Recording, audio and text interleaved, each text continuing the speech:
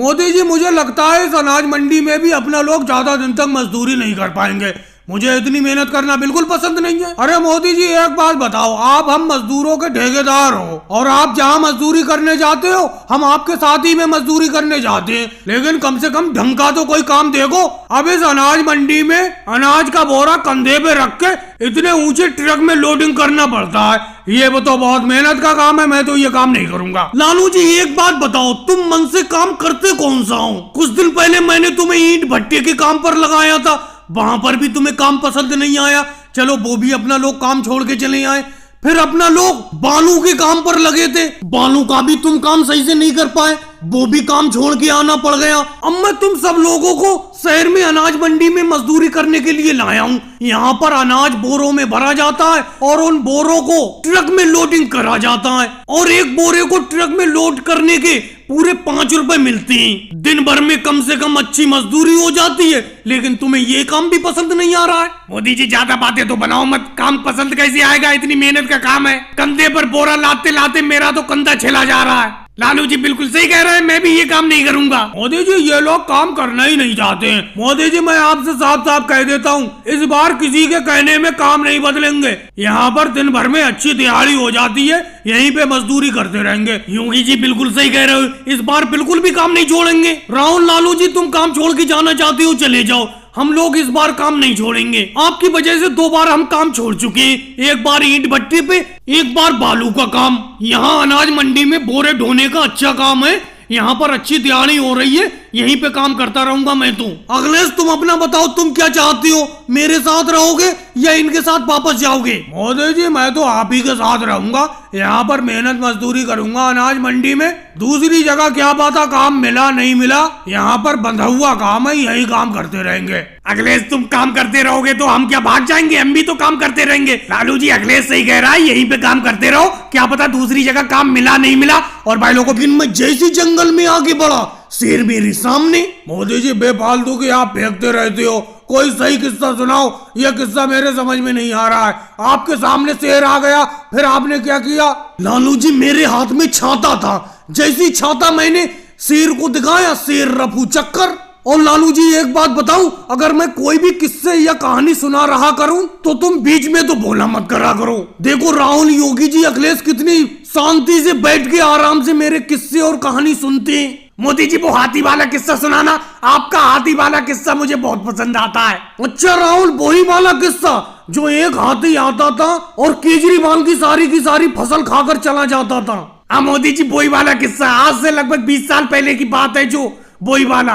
देखो वैसे तो तुम लोगों को मालूम ही है, फिर भी मैं दोबारा सुनाता हूँ। आज से 20 साल पहले जो अपने गांव के पीछे तालाब है, उसके किनारे पर तुम्हें मालूम ही है केजरीवाल जी का एक खेत है, वो उन्होंने नया खरीदा था। और केजरीवाल जी ने खेत को खरीदकर पहली फसल गन्ने की लगाई, लेकिन रात में एक हाथी आया, उनके सारे के सारे गन्ने खाकर चला गया।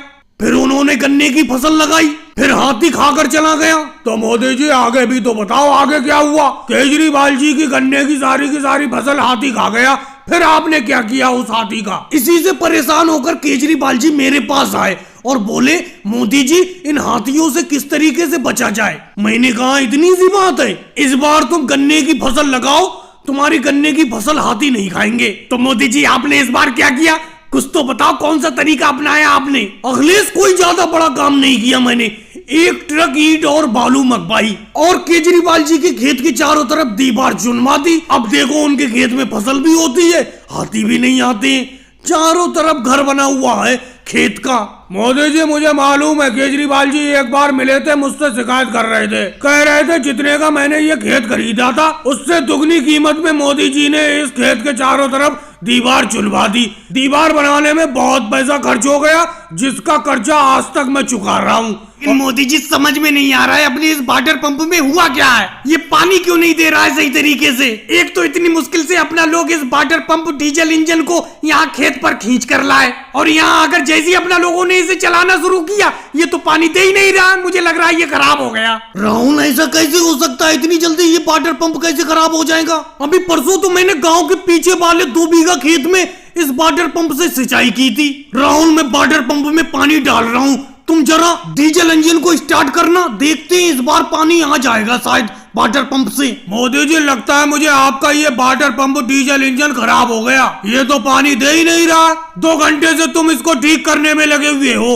अभी तक तो इसने पानी दिया नहीं है। लगता है खेतों की सिंचाई नहीं हो पाएगी। क्या करें अखिलेश, केजरीवाल जी का वाटर पंप मंगा लें? वाटर पंप से सिंचाई करने के मोदी जी भी पैसे लेंगे और केजरीवाल जी भी पैसे लेंगे। मोदी जी का ये वाटर पंप खराब हो गया तो केजरीवाल जी का वाटर पंप मंगा लेते हैं। लालू जी आपको तो आफत रहती है, मोदी जी इतनी मेहनत से इस वाटर पंप को यहाँ पर खेत पर खींच कर लाए तो कम से कम इन्हें ठीक तो कर लेने दीजिए। हाँ, जब इनका वाटर पंप नहीं पानी दे पाएगा तो केजरीवाल जी का वाटर पंप मंगा लेंगे।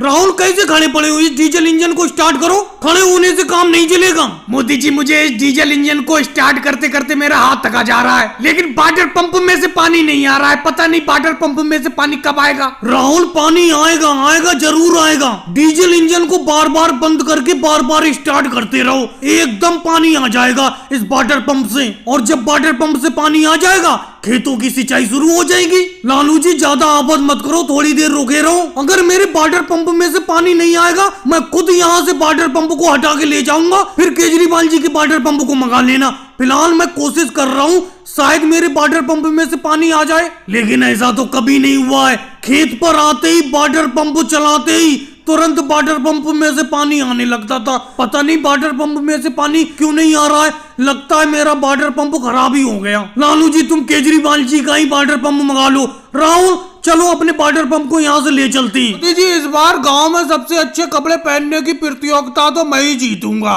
क्योंकि अपना लोग 60 के दशक से अब तो फिलहाल 80 का दशक चल रहा है, इस प्रतियोगिता को करते आ रहे हैं। और हर बार की प्रतियोगिता कभी मोदी जी जीतते हैं, कभी राहुल जीत जाता है, लेकिन इस बार की ये प्रतियोगिता मैं ही जीतूंगा। देखो मेरी जो पैंट है, इस पैंट को मैंने 5 मीटर कपड़े में बनाया, देखो कितनी ढीली डाली है, सबसे अच्छे मेरे ही कपड़े लग रहे हैं। लालू जी आप तो अपने मुंह मियां मिट्टू बन रहे हो, मेरा मतलब अपनी तारीफ ही अपने आप ही कर रहे हो। अरे हमारे भी तो कपड़े देखो, मेरी पैंट देखो, मेरी पैंट के साथ साथ मेरी शर्ट भी कितनी ढीली डाली है। कम से कम मैंने 10 मीटर कपड़े में ये दोनों कपड़े बनाए, 6 मीटर कपड़े में तो मैंने ये पैंट बनाई है, इसीलिए इस बार की प्रतियोगिता मैं ही जीतूंगा। मोदी जी आप भी तो अपनी तारीफ ही अपने ही आप कर रहे हो, ऐसे तुम्हारे कहने से कुछ थोड़ी हो जाएगा। मेरी पैंट देखो, मैं अपनी पैंट सिलवाने के लिए शहर से 7 मीटर कपड़ा लाया था और साइड के भी लिए मैं 7 ही मीटर कपड़ा लाया था, तो 14 मीटर कपड़े में ये मेरे दोनों कपड़े बनके तैयार हुए हैं। इस बार की गांव की कपड़ों की फैशन की प्रतियोगिता तो मैं ही जीतूंगा। राहुल तुम बेफालतू की बात कर रहे हो, तुमने अपनी शर्ट को पैंट के अंदर से बाहर निकाल रखा है, जिसकी वजह से तुम्हारे कपड़े ज्यादा ढीले ढाले लग रहे हैं। अगर मैंने अपनी शर्ट पैंट के अंदर से निकाल के बाहर कर दी तो मेरी शर्ट घुटनों तक पहुंच जाएगी। मैं तो अपनी शर्ट सिलवाने के लिए 10 मीटर कपड़ा लाया था, तुम सब लोगों से सबसे ज्यादा, इसीलिए इस बार की फैशन प्रतियोगिता गांव की मैं ही जीतूंगा। केजरीवाल तुम्हारे कहने से कुछ होता है, सबसे ढीले ढाले कपड़े मेरे हैं, मैं ही जीतूंगा इस बार की प्रतियोगिता। किसी से भी पूछ लो, सबसे ढीले कपड़े मेरे हैं, गांव की ये फैशन प्रतियोगिता मैं ही जीतूंगा। योगी जी बेफालतू की बात मत करो, सबसे ज्यादा ढीली शर्ट और सबसे ज्यादा ढीली पैंट मेरी है। 15 मीटर कपड़े में मैंने पैंट बनाई है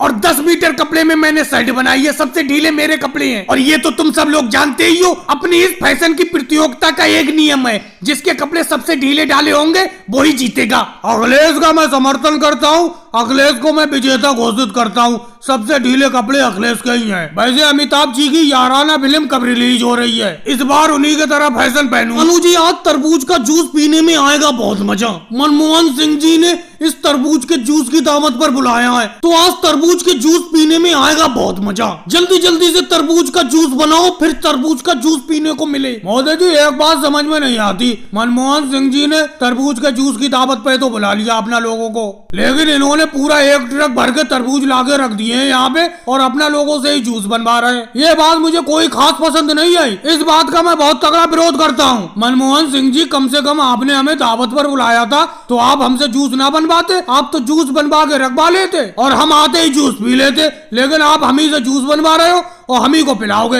लालू जी मुझे आपकी बात पसंद नहीं आ रही है, मुझे आपकी बात बिल्कुल अच्छी नहीं लगी। मोदी जी लालू जी को जवाब आप मत दो, मैं देता हूँ। लालू जी एक बात बताओ, अगर मैं जूस पहले से बना के रख लेता इस तरबूज का तो इतना तरबूज एकदम तो बन नहीं पाता, ये बहुत टाइम पहले बनाना पड़ता और तब तक ये तरबूज बासी हो जाता। इसीलिए मैं तुम लोगों से ताजा ताजा तरबूज का जूस बनवा रहा हूँ और तुम्ही को ताजा ताजा तरबूज का जूस पिलाऊंगा। अब तुम ही बताओ, तुम्हें बासी तरबूज का जूस पीना पसंद था या ताजा अपने आप तरबूज का जूस बनाओगे वो पीना पसंद होगा? मनमोहन सिंह जी, आप बिल्कुल चिंता मत करो, मैं आपके साथ हूँ। आप हमसे जितना चाहो उतना तरबूज का जूस बनवाओ, हम तो बनाने के लिए तैयार हैं, क्योंकि ये तरबूज का जूस पीना भी तो हम ही को है। लेकिन मनमोहन सिंह जी, थोड़ा बहुत इस तरबूज के जूस के अंदर बर्फ का टुकड़ा तो डाल दो, ठंडा हो जाएगा, बड़ा मजा आएगा पीने में। राहुल, अभी बर्फ का टुकड़ा रहने दो। मनमोहन सिंह जी, जब ये जूस सारा का सारा बन के तैयार हो जाएगा तभी बर्फ डालेंगे इस जूस के अंदर। वैसे मनमोहन सिंह जी, आपने तरबूज के जूस की दावत पर बुलाकर दिल खुश कर दिया। मुझे तो बहुत ही खुशी मिल रही है। मोदी जी, अभी तो खुशी तब मिलेगी जब अपना ये सारा का सारा जूस पियेंगे, बड़ा मजा आएगा तरबूज का जूस पीने में। मैं कहता हूँ मनमोहन सिंह जी, थोड़ा सा भैंस का दूध और मंगवा लो, इस तरबूज के जूस में थोड़ा दूध मिल जाएगा तो मजा आ जाएगा। और राहुल सही कह रहा था, इतने ज्यादा जूस को ठंडा होने में वक्त लगेगा, बर्फ का टुकड़ा भी डलवा दो इस जूस के अंदर। आपकी इस जूस की दावत से मैं भी खुश हो गया। और राहुल, योगी जी, अखिलेश, लालू जी, एक बार फिर मेरी तरफ से आप सब लोगों को हैप्पी इंडिपेंडेंस डे, स्वतंत्रता दिवस की आप सब लोगों को बहुत बहुत मुबारकबाद। कैसे हल्की हल्की चल रहे हो तुम सब लोग? तेजी से मेरे पीछे पीछे आओ इस तिरंगे झंडे को लेकर। अभी तो अपना लोग आधा गाँव ही घूमिए, पूरे गाँव में अभी अपना लोगों को घूमना है। लेकिन सब लोगों से एक बात कहना चाहता हूँ,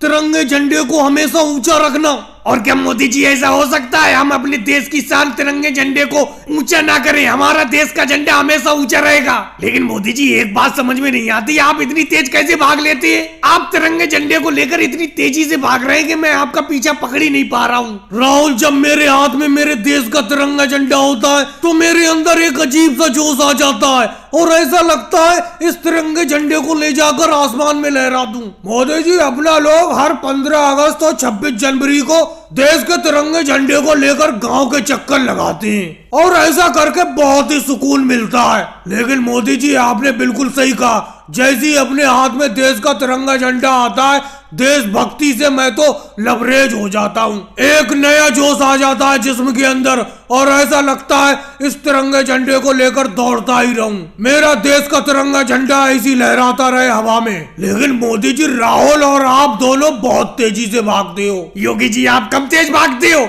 मुझसे तेज हमेशा आप भागते हो, मैं आपका पीछा पकड़ ही नहीं पाता हूँ। मोदी जी, इस बार कहाँ जाने का इरादा है अपना? इस बार इस झंडे को कहाँ पर लगाएंगे?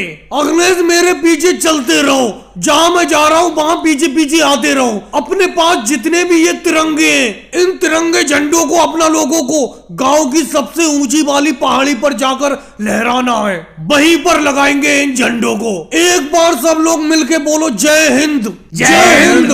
लेकिन समझ में नहीं आता लालू जी कितने पीछे रह जाते हैं हमेशा। पिछली बार 26 जनवरी को भी ये इतने ही पीछे रह गए थे। मोदी जी, तो इसमें मैं क्या करूं? आप लोग इतनी तेज भागते हो कि मैं आपका पीछा पकड़ ही नहीं पाता हूं। एक बार फिर से आप सब लोगों को मेरी तरफ से स्वतंत्रता दिवस की बहुत बहुत शुभकामनाएं। और भाई लोगों को वीडियो को लाइक करो, चैनल को सब्सक्राइब करो।